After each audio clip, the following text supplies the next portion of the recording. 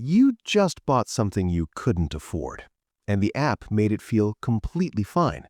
4 easy payments, no interest, no stress, just tap and it's yours.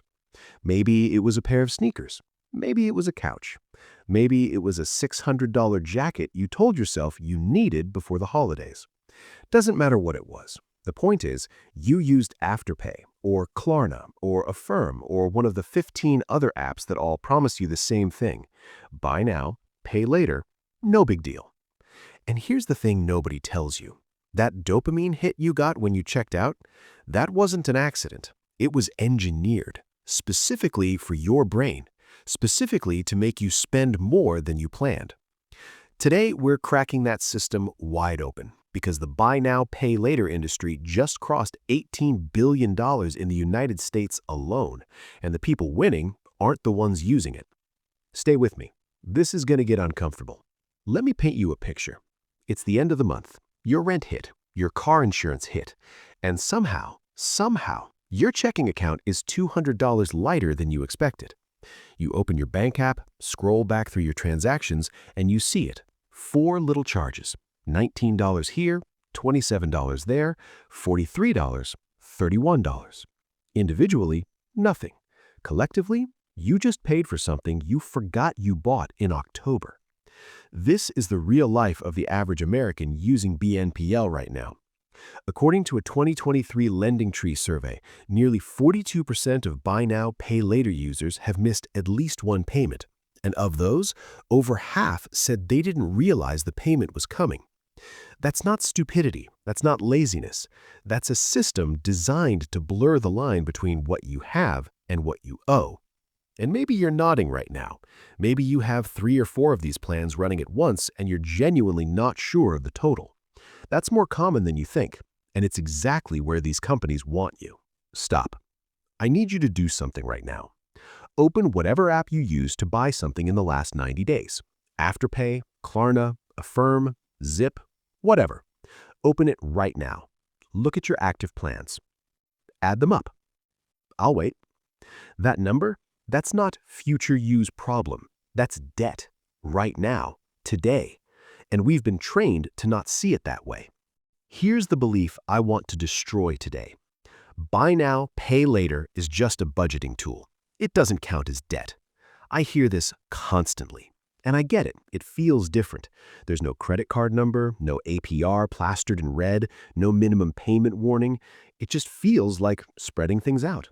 But let me reframe this for you. If you owe $200 broken into 4 $50 payments, you owe $200. That is a liability. Full stop. The genius of BNPL isn't the product, it's the framing. They don't say, take out a loan for these boots. They say, split into 4. And our brains hear 4 small things instead of one big thing. Psychologists call this decoupling, separating the pain of paying from the pleasure of purchasing. Every time that distance grows, your spending judgment goes offline. You stop asking, can I afford this, and start asking, can I afford $37 every 2 weeks? Which is a completely different and much easier question to say yes to. And BNPL companies know this. They've built their entire business model around it. Let's talk about how this machine actually works, because once you see it, you can't unsee it. Step 1. Remove friction at checkout. Traditional credit cards have friction. You have to enter a 16-digit number, a CVV, an expiration date. Your brain has a moment to pause. BNPL apps? One tap. Sometimes already pre-filled. The checkout is faster than paying with cash. Research from Stanford shows that purchasing friction is one of the strongest natural brakes on impulse buying. BNPL eliminates it entirely. Step 2. Make the price look smaller. A $180 pair of shoes becomes 4 payments of $45. A $500 mattress becomes 6 payments of $83. Your brain anchors to the smaller number. This is called the anchoring effect, and it is devastatingly effective on the human mind. We can't help it. We're wired to grab the first number we see and use it as a reference point. Step 3. Sell the merchants, not just the shoppers. Here's the part that blew my mind when I first learned it. BNPL companies don't primarily make money off you, at least not at first. They make money off the stores. Merchants pay BNPL companies between 2 and 8% of the transaction for the privilege of offering split payments. Why? Because studies show shoppers spend 20 to 30% more per order when BNPL is available. So the store pays Klarna, Klarna lets you split, you spend more. Everybody wins except your bank account. And then there's the back end, because when you miss that payment, now the math changes. Some BNPL plans charge late fees. Others, particularly the longer-term pay-in-installments plans, carry APRs that rival credit cards. Affirm's longer plans can go up to 36% APR. That's not a budgeting tool anymore. That's a loan with a prettier interface. Let me ask you something. If a guy in a suit walked up to you and said, "Hey, I'll lend you $300 right now, but I'm going to charge the store a fee, and if you miss a payment, I get to charge you 30% interest," would you call that a financial tool, or would you call that a loan shark with a better app? Here's the harsh truth, and I'm not saying this to make you feel bad. I'm saying it because nobody else will. Buy now, pay later isn't solving your cash flow problem. It's hiding it. If you're using BNPL because you genuinely can't afford something, you're not budgeting smarter, you're borrowing from your future self. And your future self is just as broke as your current self, plus owe money on top of it. The companies know this. They count on this. Their business models are built on the assumption that a significant percentage of users will either miss payments, take out longer-term financed plans, or, and this is the sneaky one, simply spend more than they would have otherwise. You're not their customer, you're their product. Let me tell you about someone I'll call Jessica. She's 28, lives in Atlanta, makes about $52,000 a year. Not struggling, not thriving, just right in that messy middle. Last year, Jessica started using Afterpay for just the big stuff. A winter coat in November, some workout gear in January, a birthday gift for her sister in March. By April, she had 7 active BNPL plans running simultaneously. She didn't notice because each one was a small charge, never more than $45 at a time hitting her account. But in April, she had 9 separate BNPL payments hitting in a single 2-week pay period, $297 total. Money she hadn't mentally budgeted for. She overdrafted, got hit with a $35 NSF fee from her bank, missed one Afterpay installment, got a $10 late fee. She spent $342 in fees and penalties that month for things she bought months ago. And here's the kicker. When I asked her how much BNPL debt she was carrying in April, she guessed about $200. The actual number was $890. Jessica isn't irresponsible. She's not bad at math. She was using a system that was specifically designed to make the total invisible, and it worked exactly as intended. Okay, here's where we fix it. 5 things you can do starting today, not someday. Step 1. Run your BNPL audit right now. Open every BNPL app you've ever used. Afterpay, Klarna, Affirm, Zip, whatever. Open it right now. Look at your active plans. Add them up. I'll wait. That number, that's not future use problem. That's debt right now, today. And we've been trained to not see it that way. Step 2. Treat BNPL payments like rent. If you have existing plans, do not ignore them. Put every upcoming payment in your calendar the moment you create a plan. Set a reminder 3 days before.